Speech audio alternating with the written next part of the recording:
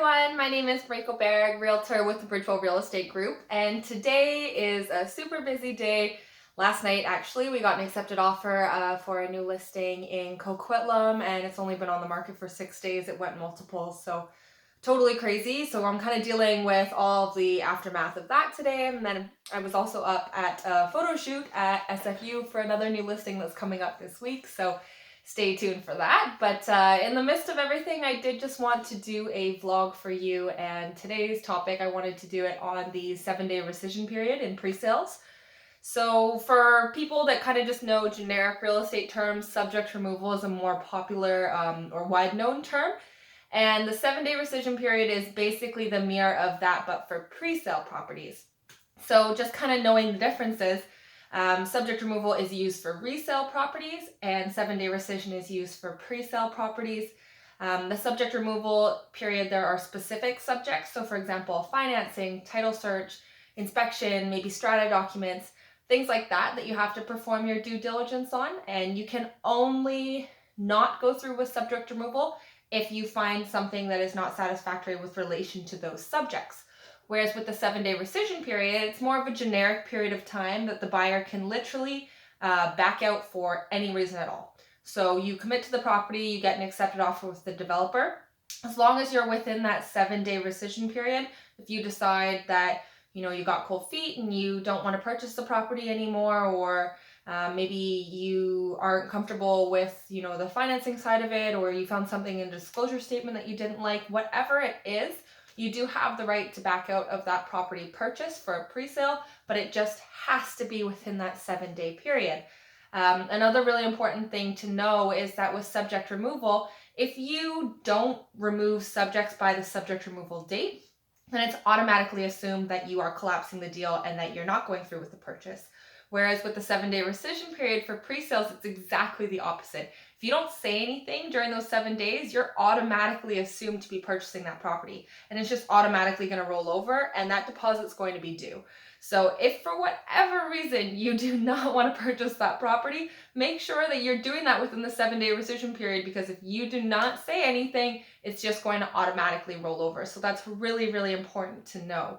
But in terms of the 7-day rescission period and kind of what the timeline looks like, really it's something similar to this. So you get an accepted offer. A lot of times with pre-sale properties, it's just the price is what the price is, unless there's some kind of credit, but that's kind of for a different vlog. The price is what the price is. You write the offer and you send it to the developer's sales staff, and then the developer's sales staff presents that to the developer. The developer signs off on that. That process can take anywhere between 24 to 48 hours. But as soon as the developer signed off on that offer, then it's confirmed accepted, and then the 7-day rescission period starts from there. So a lot of times there is going to be an initial deposit that's due for pre-sales. Sometimes this is like $1,000 or whatever it is. And then the remaining percentage, oftentimes 10%, is due at the end of the rescission period. So in that example, it would be 10% due at the end, less the $1,000 that you already paid if you were required as per the contract to put an initial deposit down. So one question that we get for the 7-day rescission period is, if there's no specific subjects for rescissions most of the time, what do I do? So when we're helping pre-sale buyers with this 7-day rescission period, or just with pre-sales in general, it's still your time to do your due diligence. So even though with most pre-sales you're not going to be able to lock in financing because it's typically a long-term bill, you still want to be talking to a mortgage broker. You still want to be aware of what the situation could look like when the build is actually ready. Talk to them to make sure that you don't change anything financially during whatever period of time, or just listen to whatever recommendations they have for pre-sales as well. With the disclosure statements, so the developer's sales staff is going to give you or the disclosure statements or any amendments to the disclosure statement.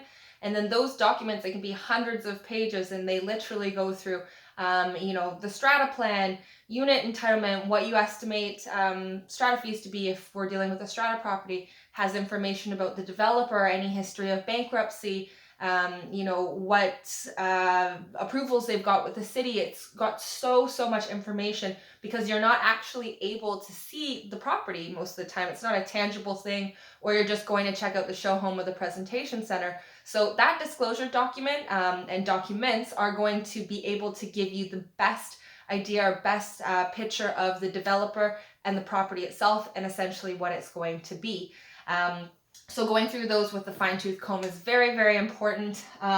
Pre-sales, a lot of accounting things that you just want to check in with your accountant. You know, we're talking about different types of taxes. So GST is usually due on pre-sales, so you have to account for an extra 5%.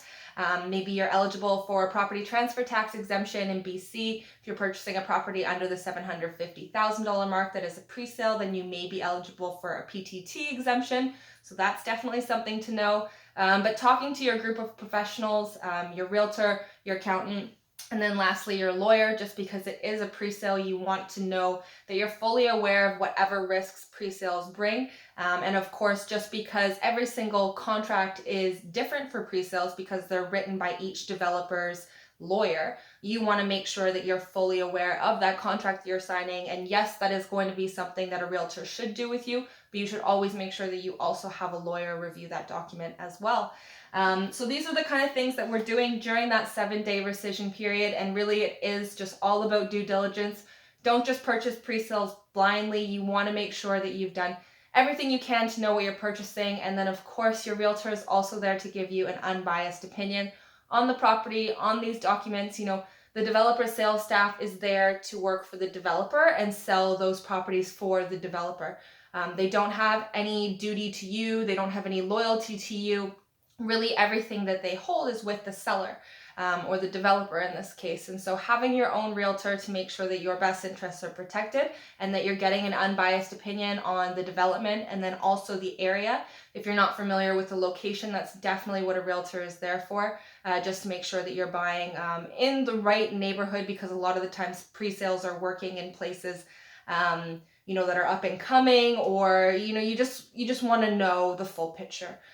So if you guys do have any questions at all, again, my name is Mariko. I'm a realtor in Coquitlam, British Columbia, Canada, but I service all of the Lower Mainland. I work with pre-sales all the time, so I'm very familiar with disclosure statements, what to expect, things like that. So I'm happy to help if you guys have any questions, and hopefully this video on the 7-day rescission period in pre-sales was helpful for you and kind of just breaks down the difference between what you can expect for resales and pre-sales. But if you have any other questions, guys, give me a shout. Hope you like this video and have a great day.